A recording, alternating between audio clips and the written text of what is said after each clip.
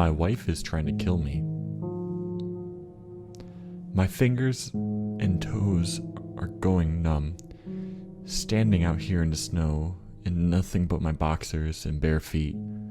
The late February weather isn't kind in Canada this year. It's been minus 30 some nights.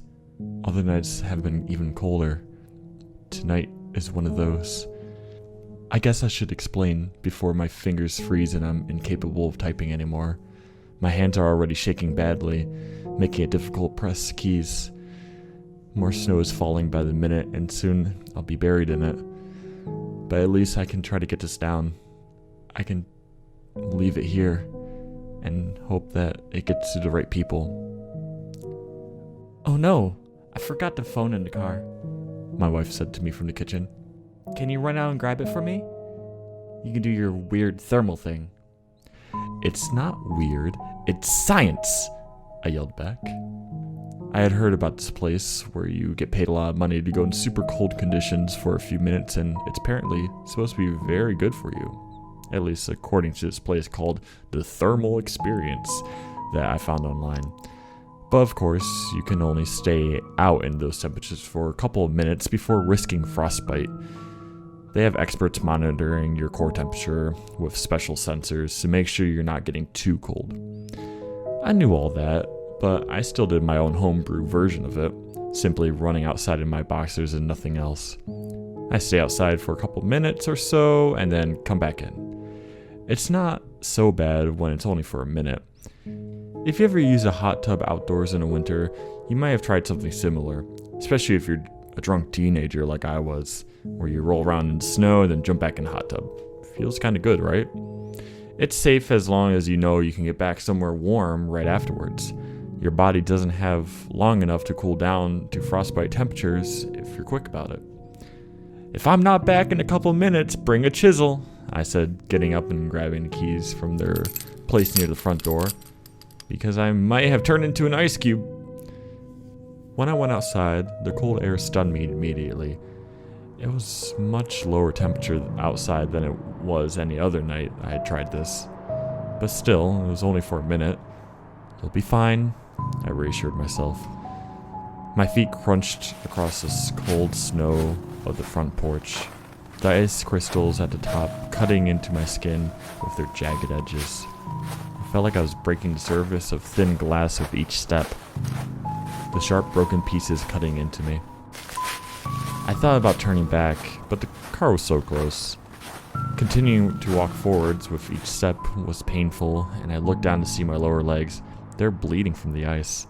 Ow, ow, ow, I muttered as I took another step towards the car, holding my keys in the shaking hand and being careful not to drop them. Okay, this was probably pretty stupid. Finally, after several more excruciating steps through the ice-crusted snow, I reached the car door. I inserted the key into the lock and found that it wouldn't turn.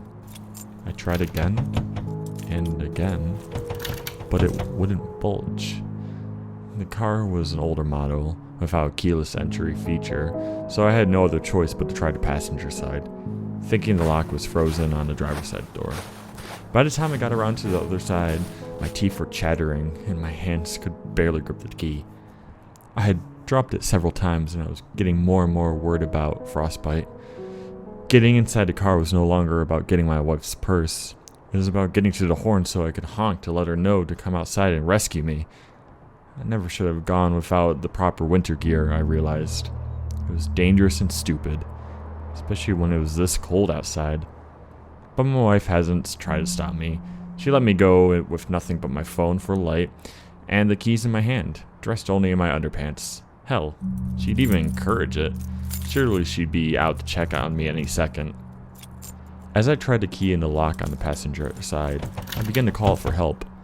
My teeth chattering, and my voice barely a whisper in the howling, frigid winds. She'd never be able to hear me. My fingers looked blue-tinged as I dropped keys again and picked them up in the snow. They weren't opening the lock on this side of the car either.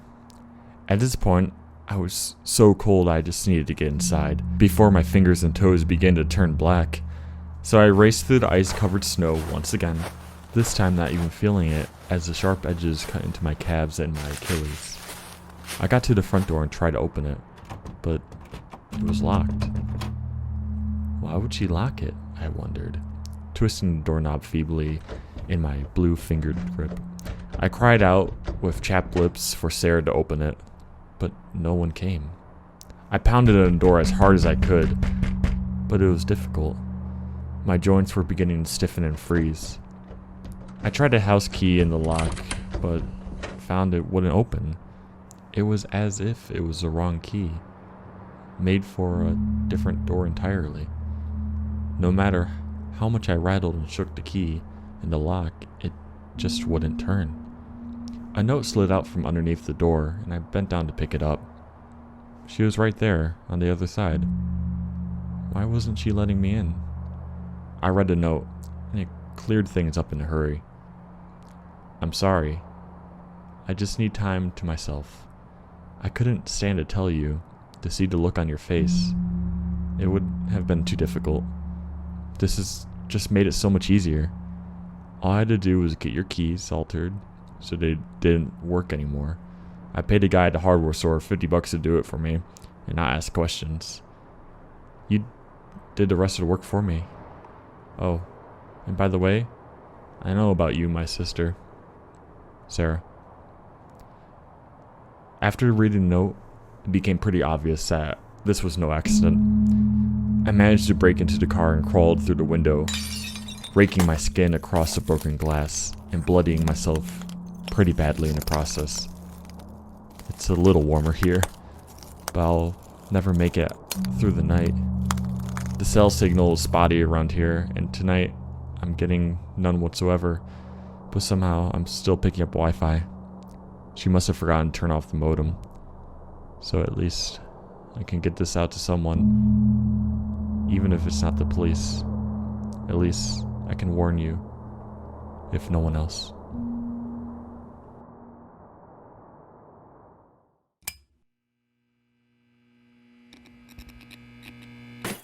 Subscribe.